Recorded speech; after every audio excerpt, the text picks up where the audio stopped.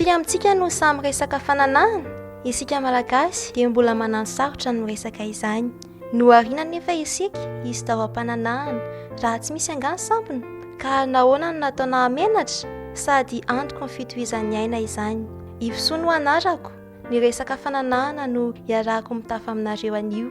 Raha mbola kely ny zaza dia efa afaka ampidirina tsikelikely aminy izany resaka izany. Rehefa manontany izy hoe avy aiza ny zazakely dia azo atao izany hoe nalaina tany amin'ny dokotera sy ny sisa, fa hazava ho azy tsotsotra araka ny taonany. Raha any amin'ny 3 taona any izy dia mbola madio ny sainy ka mora aminy mandray zavatra. Indray andro izahay niresaka tamin'ny ankizivavy teo amin'ny 12 hatramin'ny 17 taona teo. Nasaina nanakipy ny masony izy ireo ka nametrahana ny fanontaniana hoe iza mbola virjiny? Tsy nisy nanangatanana. Izy indray raha tsy virjiny intsony e, mbola tsy nisy nanangatanana ihany koa.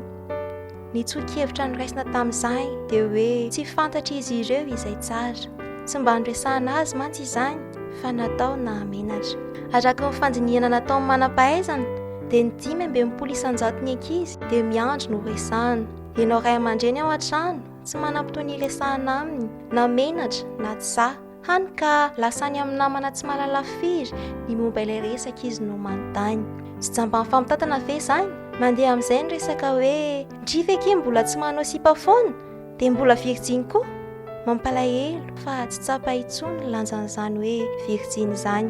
Ho an'ny bandy kely indray dia hifaninanana mandravarava sipa kely raha tsy izany tsy tena bandy. Misy ilay fomba fiteny iray izay mantsy hoe ny lehilahy kapaina tsy hita fery ka dia mandripaka.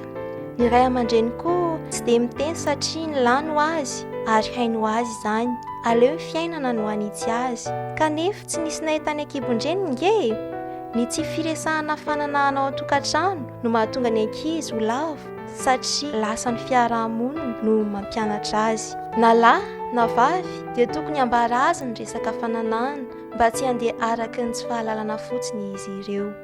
Eto indray dia miantefa ny mpitsabo sy ny ministeran'ny fahasalamam-bahoaka aho. Anisan'ny ray aman-dreny koa ianareo ampahafantatra ny olona ny resaka fananana, ny mahasarobidy azy ary ny fikolokoloana azy. Andao re andresy lahatra ny tanora mba hitandro ny fahadiovany indrindra ireo izay tena mbola zaza eny amin'ny lisea no midina, ka isy ny fidinana ifotony eny amin'ireny sekoly ireny.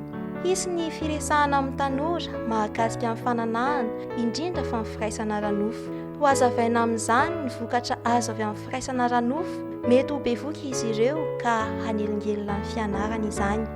Eo koa ny hoe raha miovaova olona iarahana dia betsaka ny ta hahazo ny aretina toy ny sida sy ny angatra. Ireo dia azo avy amin'ny firaisana avy ara-nofo avokoa.